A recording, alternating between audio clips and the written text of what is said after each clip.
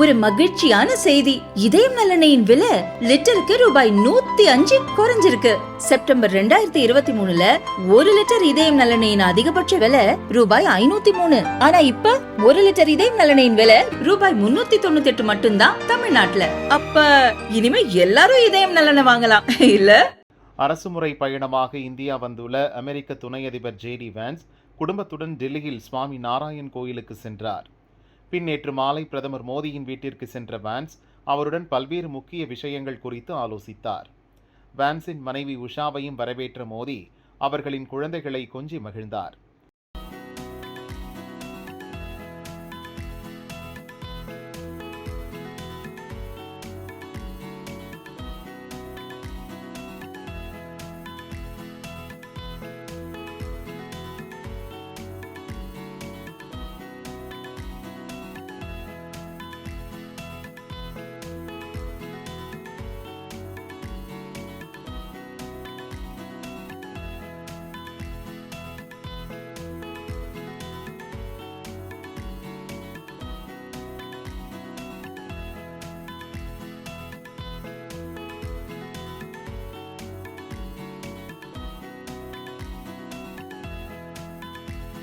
இன்று காலை ஜெய்ப்பூருக்கு சென்ற வான்ஸ் மனைவி மற்றும் குழந்தைகளுடன் அங்குள்ள ஆம்பர் கோட்டையை சுற்றி பார்த்தார்.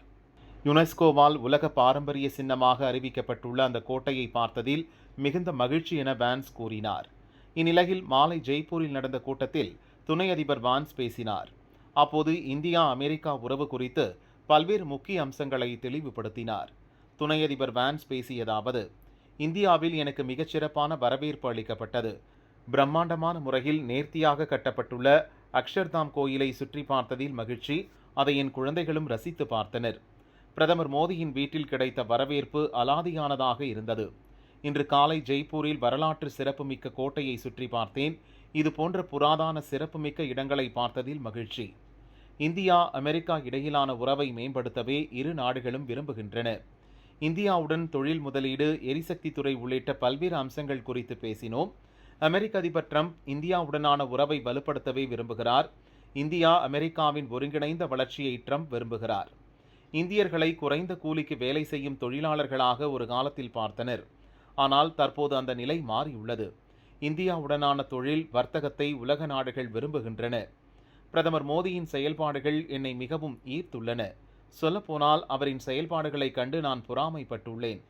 வர்த்தக போர் துவங்கிவிட்டதாக அதிபர் ட்ரம்பை சிலர் விமர்சிக்கின்றனர். ஆனால் உண்மை அதுவல்ல.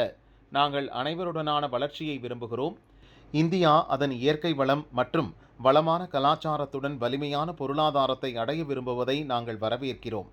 உலக அரங்கில் வெளிப்படையான, சுதந்திரமான, நேர்மையான பொருளாதார வர்த்தக கொள்கையை ஆதரிக்கிறோம். ட்ரம்ப், மோடி இருவரும் மிகச்சிறந்த தலைவர்கள். இருவரும் தொலைநோக்கு தன்மையுடன் செயல்படுகின்றனர்.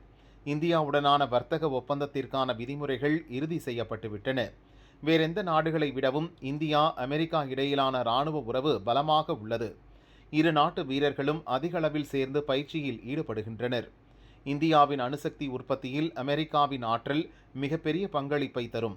உலக அரங்கில் இந்தியா அமெரிக்கா இணைந்து செயல்படுவதால் இரு நாடுகளும் மிகச்சிறந்த பலன்களை பெறலாம் எனவும் வான்ஸ் பேசினார்.